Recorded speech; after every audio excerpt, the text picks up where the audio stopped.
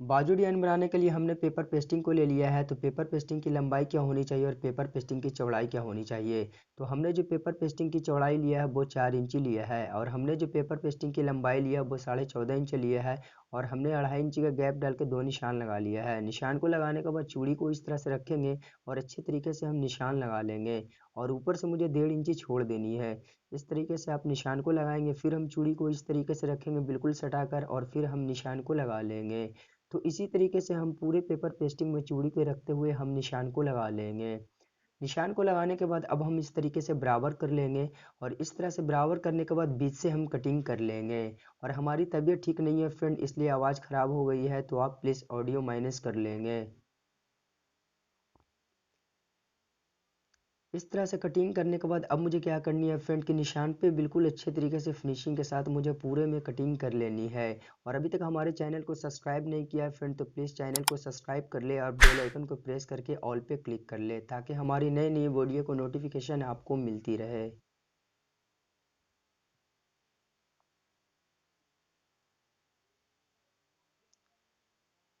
तो हमने बिल्कुल फिनिशिंग के साथ कटिंग कर लिया। इसी तरह से हम दूसरी पीस भी कटिंग कर लेंगे और हम कुर्ती का फैब्रिक में चिपका लेंगे। तो फ्रेंड हमने कुर्ती का फैब्रिक में चिपका लिया है और दोनों साइड में 1/2 इंची का दबाव लेते हुए कटिंग कर लिया है। अब हम एक्स्ट्रा फैब्रिक लेंगे और फैब्रिक के ऊपर इस तरीके से पैच को रखेंगे। और इस तरह से रखने के बाद अब मुझे क्या करनी है फ्रेंड, की पेपर पेस्टिंग में बिल्कुल सटाकर हम सिलाई को लगा लेंगे।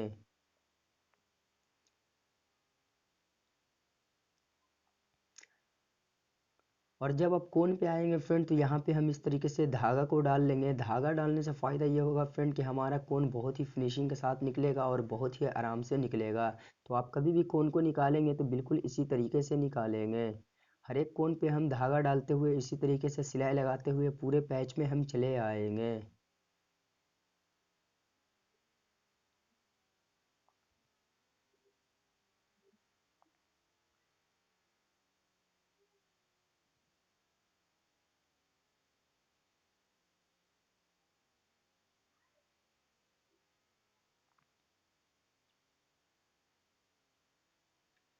तो हमने बिल्कुल फिनिशिंग के साथ सिलाई को लगा लिया है। सिलाई लगाने के बाद अब हम 1/4 इंची का मार्जिन लेते हुए पूरे पैच में हम कटिंग कर लेंगे।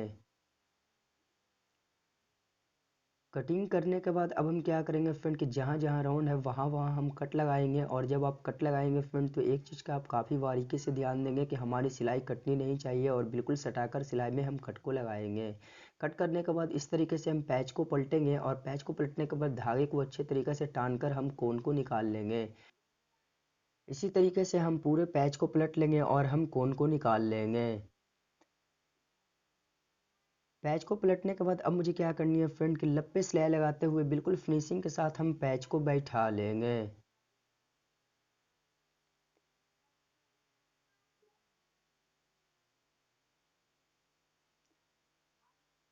और जब आप लब पे सिलाई लगाएंगे फ्रेंड, तो एक चीज़ का आप ध्यान देंगे कि आपकी सिलाई लब से उतरनी नहीं चाहिए, वरना पैच की फिनिशिंग ख़राब हो जाएगी। तो इस चीज़ का आप काफ़ी बारीकी से ध्यान देंगे।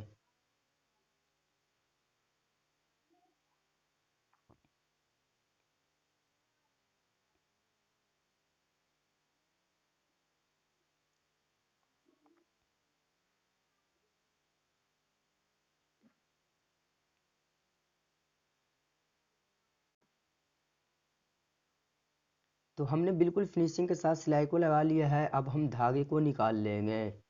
धागे को इस तरह से निकालने के बाद अब हम क्या करेंगे फ्रेंड, के साइड में एक सिलाई लगाते हुए पूरे पैच में हम चले आएंगे। सिलाई को लगाने के बाद अब हम क्या करेंगे फ्रेंड, कि एक्स्ट्रा फैब्रिक की हम कटिंग कर लेंगे।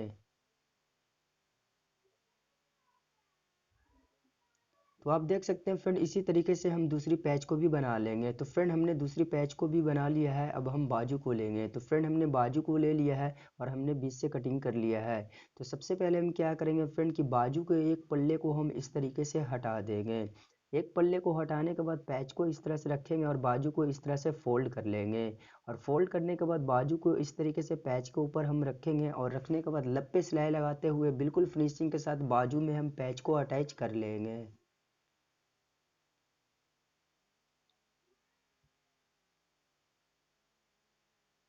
तो इसी तरीके से बाजू के दूसरे पल्ले में भी हम पैच को अटैच कर लेंगे। तो फ्रेंड हमने दूसरे पल्ले में भी अटैच कर लिया। अटैच करने के बाद अब मुझे क्या करनी है फ्रेंड कि बाजू का जो हमारा कोन है बिल्कुल कोन को बीच में रखेंगे और इस तरीके से बराबर करके हम बाजू को अटैच कर लेंगे। इसी तरीके से हम नीचे में भी अटैच कर लेंगे। तो हमने अटैच कर लिया। अटैच करने के बाद बाजू को आप इस तरीके से उल्टा कर लेंगे और उल्टा करने के बाद हमने यहाँ पे सलवार का फैब्रिक लिया है फ्रेंड और हमने जो चौड़ाई रखा वो 1.5 इंची रखा है और ये बिल्कुल खड़ा कपड़ा है। अब हम क्या करेंगे फ्रेंड कि इस तरीके से पट्टी को हम फोल्ड करेंगे और फोल्ड करने के बाद बाजू को ऊपर इस तरीके से हम रखेंगे। एक चाप का सिलाई लगाते हुए पूरे बाजू में हम पट्टी को अटैच कर लेंगे। और अभी तक हमारे चैनल को सब्सक्राइब नहीं किया फ्रेंड तो प्लीज़ चैनल को सब्सक्राइब करके बेल आइकन पे क्लिक करके ऑल पे प्रेस कर ले ताकि हमारी नई नई वीडियो को नोटिफिकेशन आपको मिलती रहे। अब हम बाजू को इस तरह से पलटेंगे और बाजू को पलटने के बाद पट्टी को इस तरीके से हम पलटेंगे और पलटने के बाद लब पे सिलाई लगाते हुए बिल्कुल फिनिशिंग के साथ हम बाजू में पट्टी को बैठा लेंगे। तो फ्रेंड हमने पट्टी को बिल्कुल फिनिशिंग के साथ लगा लिया है। अब हर एक कोन पे एक एक हम फैब्रिक बटन को लगा लेंगे। तो फ्रेंड हमने बटन को लगा लिया है। इससे बाजू की खूबसूरती बहुत ही ज़्यादा बढ़ चुकी है फ्रेंड, आप देख सकते हैं।